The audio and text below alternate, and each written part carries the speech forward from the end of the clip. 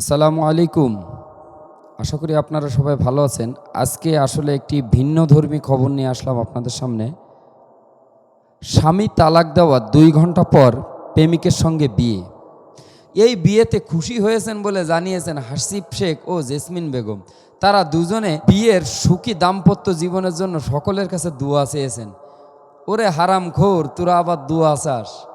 তোদেরকে কি দুয়া করব? তোদের জন্য তো লানত থাকবে, লানত। বিচার বহির্ভূত কোনো সালিশ হয়নি, বা এই সালিশটা হয়েছে সম্পূর্ণ শরিয়া বিরোধী।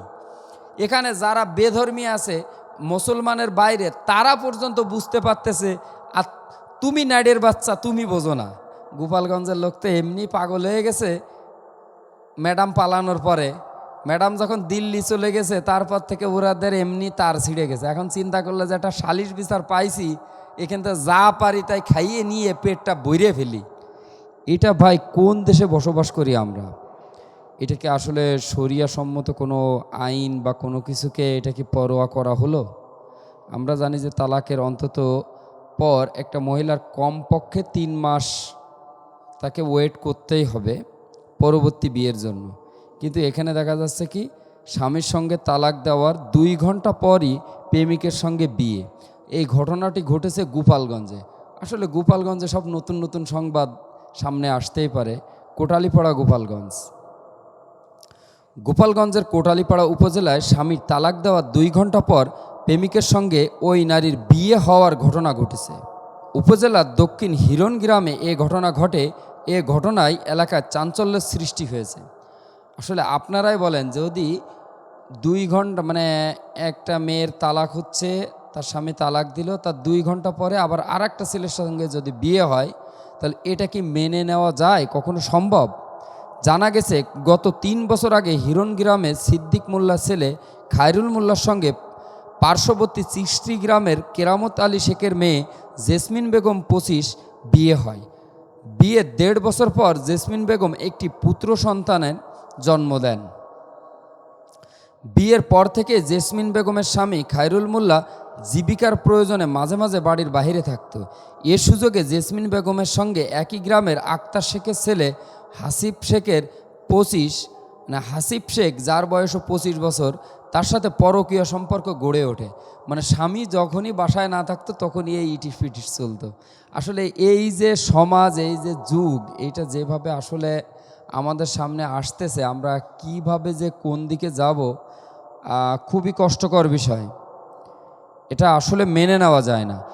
এই পরকীয়ার সূত্র ধরে দিবাগত রাত্রে হাসিব শেখ গোপনে জেসমিন বেগমের ঘরে এসে অনৈতিক সম্পর্কে লিপ্ত হয়।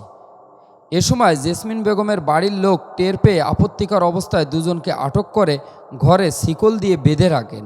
এ ঘটনা নিয়ে বিকালে খায়রুলের বাড়িতে সালিশে বৈঠক হয়। আসলে বেঁধে রাখবে না কি করবে? ধরে তো মেরে, বা ওই যে ইসলামিক যে শাসন আছে, মানে মাটিতে অর্ধেক গেড়ে পাথর নিক্ষেপ করে আসলে এদেরকে নিধন করা উচিত। যারা বিবাহ বহির্ভূত সম্পর্কগুলো এভাবে করে টেনে নিয়ে বেড়ায়, তাদেরকে আসলে ইসলাম যেটা বলে যে বাঁচায় রাখা ঠিক না।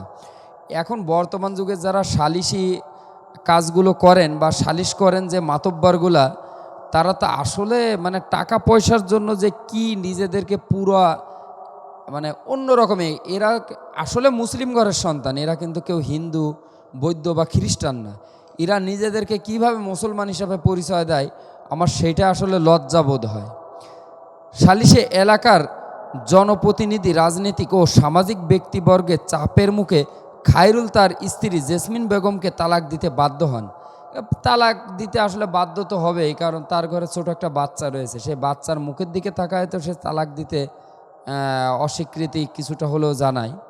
ওই তালাকে ২ ঘন্টা পর ঘাগর বাজারে বসে ৪ লাখ টাকা দেনমোহর নির্ধারণ করে হাসিব শেখ ও জেসমিন বেগমের বিয়ে হয়। এই বিয়েগুলো তাহলে নিশ্চয়ই টাকা পয়সা খেয়ে ওই এলাকার যারা নেতাগুতা আছে বা সালিশ বিচার যারা করে বেড়ায়, এরা এই টাকাগুলো খেয়ে দিয়েছে। আসলে এই মাতব্বরদেরকে আগে শুলে চড়ানো উচিত। এই বিয়েতে খুশি হয়েছেন বলে জানিয়েছেন হাসিব শেখ ও জেসমিন বেগম। তারা দুজনে বিয়ের সুখী দাম্পত্য জীবনের জন্য সকলের কাছে দুয়া চেয়েছেন। ওরে হারামখোর, তোরা আবার দুয়া চাস? তোদেরকে কি দুয়া করব? তোদের জন্য তো লানত থাকবে, লানত, যে বিয়ের পরেও অবৈধ সম্পর্ক করিস, আবার এখন দুয়া চাস মানুষের কাছে। এ বিষয়ে জানতে চাওয়া হলে সুপ্রিম কোর্টের আইনজীবী খান চম ইলাহি বলেন, এভাবে তালাক দেওয়া 2 ঘন্টা পর বিয়ে দেওয়া আমার জানা মতে শরিয়া ও আইনসম্মত হয়নি।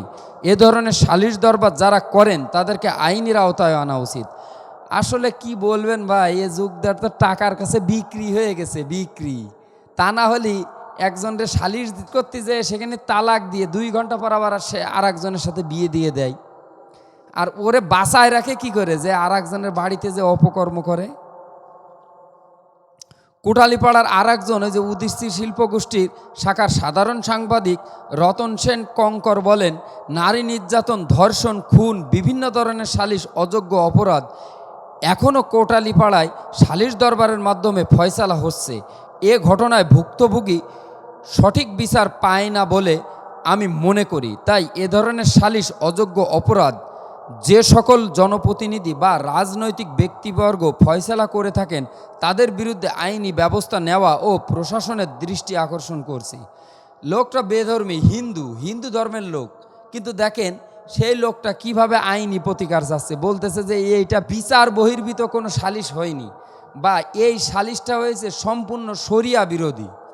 এখানে যারা বেধর্মী আছে মুসলমানের বাইরে, তারা পর্যন্ত বুঝতে পারতেছে, আর তুমি নাইডের বাচ্চা, তুমি বোঝো না, তোমার এটা কিভাবে সম্ভব? হ্যাঁ, কোটালীপাড়া থানার ওসি আবুল কালাম আজাদ বলেন, এ বিষয়ে এখন পর্যন্ত কোনো পক্ষ থেকে অভিযোগ পায়নি।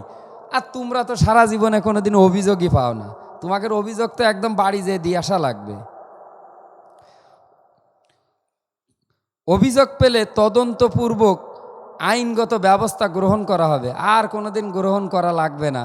গোপালগঞ্জের লোক তো এমনি পাগল হয়ে গেছে ম্যাডাম পালানোর পরে। ম্যাডাম যখন দিল্লি চলে গেছে তারপর থেকে ওরাদের এমনি তার ছিঁড়ে গেছে। এখন চিন্তা করলে যে একটা সালিশ বিচার পাইছি, এখান থেকে যা পারি তাই খাইয়ে নিয়ে পেটটা ভরে ফেলি। তা না হলে এই তালাক দেওয়ার 2 ঘন্টা পরে কিভাবে এই বিয়ে তারা দিতে পারলো? তারা আসলে কোন ধর্মের বা কি, এ সালিশ বিচার কারা কারা করেছে এগুলো আসলে জানি না। কিন্তু এখানে দেখেন, এই যে বলতেছে এই সময় সালিশ বিচারে জনপ্রতিনিধি, কোন শালার বেটা জনপ্রতিনিধি? রাজনৈতিক নেতা, এরা তো নেতা না, এগুলো খেতা, সামাজিক ব্যক্তিবর্গ। এরা কোন অসামাজিক ব্যক্তিবর্গ? এরা যদি সামাজিক হইতো তাহলে এই অসামাজিক কাজটারে কিভাবে বৈধ করার জন্য 2 ঘন্টা পরে তারে বিয়ে দিয়ে দিছে? তো মানুষ না, মানুষ নামে শালারা কলঙ্ক। এদেরকে ধৈর্য আইনে শুলি চড়ানোর দরকার। আবার দেন মহৎ ধারণ করেছে 4 লাখ টাকা। ও মানে এখানে কাহিনী যে ব্যবসাটা একটু ওদিকে কম হয়েছে, তার নতুন করে আবার মেয়েটারে ব্যবসা করাই দিল। শালার বেহায়া মহিলা যে বিয়ে করার পরও আর একজনের সাথে যে পরকিয়া করে, অবৈধ সম্পর্ক করে, তার আবার 4 লাখ টাকা দেন মোহরে বিয়ে। ওরা তো 10 টাকাও দেন মোহর দেওয়া ঠিক হয়নি।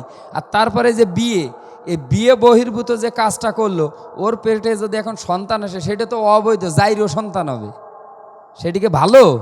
আসলে এই বিষয় নিয়ে আর কথা বলা আমার মুখে আসলে যে এত খারাপ খারাপ ভাষা বের হলো এই এদের জন্যই।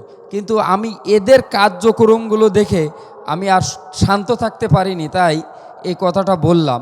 এই যে মহিলা এই কাজটা করলো, যার নাম জেসমিন বেগম 25, এর বাপের নাম বা এর যে গোষ্ঠী, এদের এই যে কি যে বাপের নাম দিয়েছে কেরামত আলী শেখের মেয়ে জেসমিন, এই কেরামত আলীকে মানুষের সামনে মুখ দেখাতে পারবে? হ্যাঁ, নিজের বাপ মার কথা তো অন্তত চিন্তা করবা।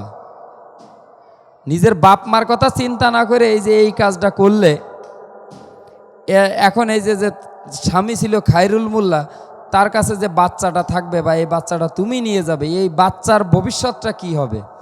নিজেরা যা করবা করে বেড়াও, কিন্তু এই বাচ্চা কাচ্চার কথা তো চিন্তা করবা। পৃথিবীটা আসলে মানে একটা অন্যরকম অবস্থা হয়ে গেছে।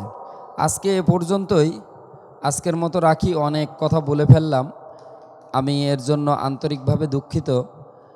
আর সবাইকে একটাই কথা বলি যে ইসলামিক শরিয়া মোতাবেক আপনারা চলুন এবং 5 ওয়াক্ত নামাজ পড়ুন। আসসালামু আলাইকুম।